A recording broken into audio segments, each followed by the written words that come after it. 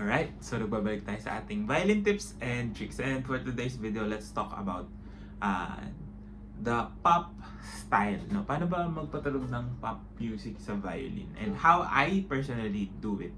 No? And I wanna share some tips for you, no? If you are starting out, no? Coming from, of course, yung classical style. Ano yung mga pwede mong gawin to improve your style of playing, especially when you're playing pop music for events, or kung hobby mo lang talaga tumugtog and you want to explore pop music, no? Ano ba yung difference niya when it comes to classical playing? Ano yung mga pwede mong i-apply and things that you need to understand about creating music.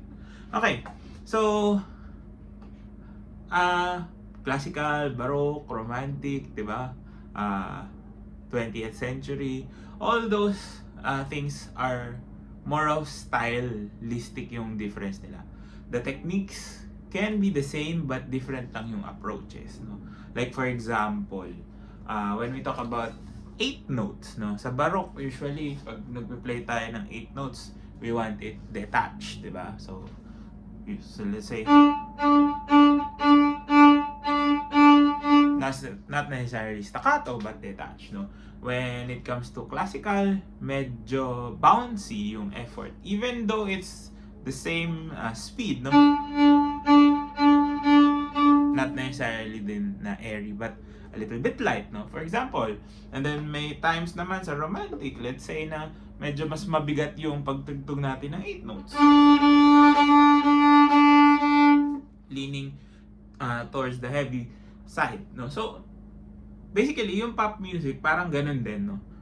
It's a style thing, not necessarily different yung technique, kasi parang yung iba akala nila nag-iiba rin yung technique, pero to get the sound is pretty much just following along, no? Ako personally, pag tumutugtog ako ng pop songs, no, you have to understand yung groove, no, of the music, and also anong klaseng sound ba yung gusto nating palabasin, no?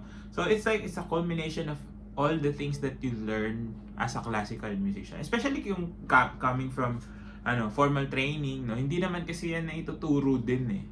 Like ako, na-discover ko lang din yung way of playing na it's really quite different, but the techniques that you know as a classical musician, of course, magiging effective din siya. Ano ba yung mga mababago sa style na yun? So, given na yung mga slides and, yung mga half shifts and all of those, sometimes, iba, yung mga chops, ganyan. So, yung mga ganong klaseng techniques, lumalabas din naman yan, di ba? Parang, let's say, di ba, mahilig tayo magsa-slide pag tumutugtog tayo ng mga pop songs. Pero, sa classical, or let's being more specific, sa romantic, tinuturo na din yung pagsa-slide when you're shifting, no? Like, very common example would be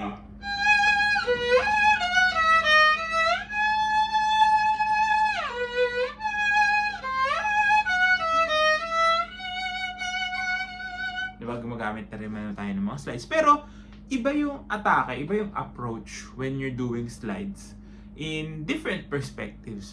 Let's say, for lack of a better term. Kasi, pag tumutugtog naman tayo ng pop, like for example,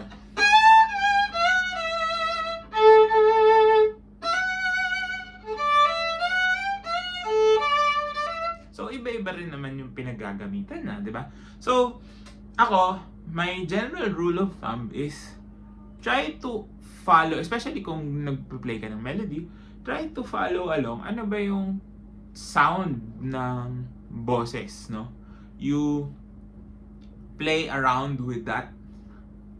Kaya nga sabi nila, if you can sing it, and then you can play it, di ba? So, pag ako tumutugtog ng mga covers, no, kung napapansin nyo sa mga videos natin, ng mga pop covers, I try to mimic the sound of the voice of the singer. So, kung sino mang singer yun, di ba? Kung yung singer, medyo raspy yung voice, you try to make the sound raspy by doing different things. Pwedeng mas bigatan mo yung bow stroke. So, kung medyo airy yung sound niya, no, alam na yun, gagawin mo. So, babaguhin mo rin yung style ng pagpe-play. And then kung medyo light lang, ganun din, no? So, it's here, madalas talaga naman tone production is always based on your right hand, no?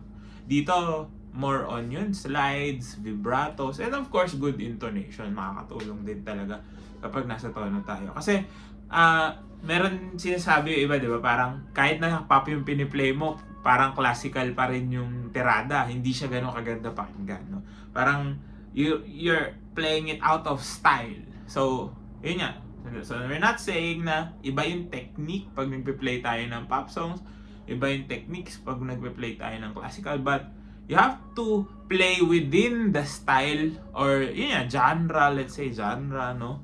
Pero yun nga, it's more of a stylistic thing. So, ano yung gusto nating sabihin is more of your technique should be good enough for you to be able to translate it to whatever is needed from you, no? So, kahit nasabihin mong, yun nga, katulad ng, ang napapansin ko, especially when I'm playing with other people, no? Kapag hindi sila pa sanay tumugtog ng pop songs, no? Especially in a group, usually, pag mga 8-note passages or running passages, usually kasi sa classical or sa ganong training, parang we always tend to move forward, no? Parang laging tayong nag-move forward. Not necessarily going faster, but the feeling is we always want to go to the next bar. Parang pag ganun tayo palagi.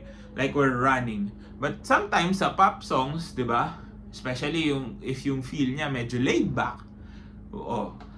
We try to also play a little bit more laid back. So, hindi nagmamadali or not necessarily moving forward, but we're sitting, no? Sitting on the beat, no? So, for example, kunwari, 'di ba? Yun nga, pinakamadaling example would be playing 8 notes. So, let's say that, 'di ba? So, paulit-ulit lang. Pero pag classical mo siya tinugtog, parang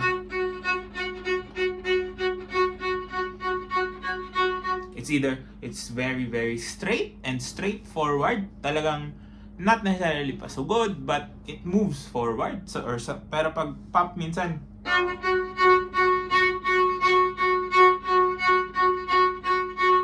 so medyo may pag-pull back ng konti. So depende yun kung anong klase yung piniplay mo. I'm not saying na kapag pop laging pa ganun. Pero most of the time, no, medyo laid back kasi we sit on the beats talaga, no? Not necessarily din accented, no? Maraming parang akala natin ganun pero hindi pala ganun because of the style, no? So the difference in the style really makes a lot of difference in the whole playing side of it, no? Hindi pare-parehas talaga yung mga nota. Again, yung notes na binabasa naman natin, whether that's classical, whether that's pop, is just a guide kung ano ba talaga yung gagawin. So, at the end of the day, it's all about what you hear and what you are playing. No, kung paano mo tinatranslate yung narinig mo, or for example, yun nga, may mga references ka, no? Kunwari, pop song yan. So, kung ano yung narinig mo, try mong gayahin. Gayahin mo yung quality ng sound, gayahin mo yung feel, yung rhythms nila, no? And you try to find the best way to translate those things, no? I think sa classical din naman, no?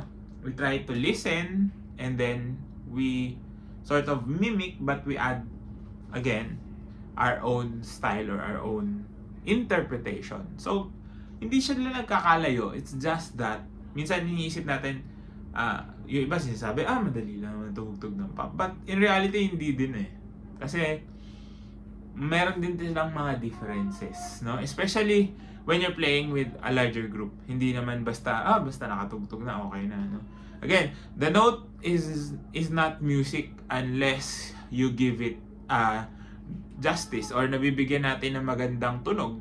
Napapalabas natin yung hinihingi sa atin. So, whether you're playing classical, whether you're playing pop, you must play within the style of what you are doing para mabigyan natin ng justice whatever piece we're playing, no?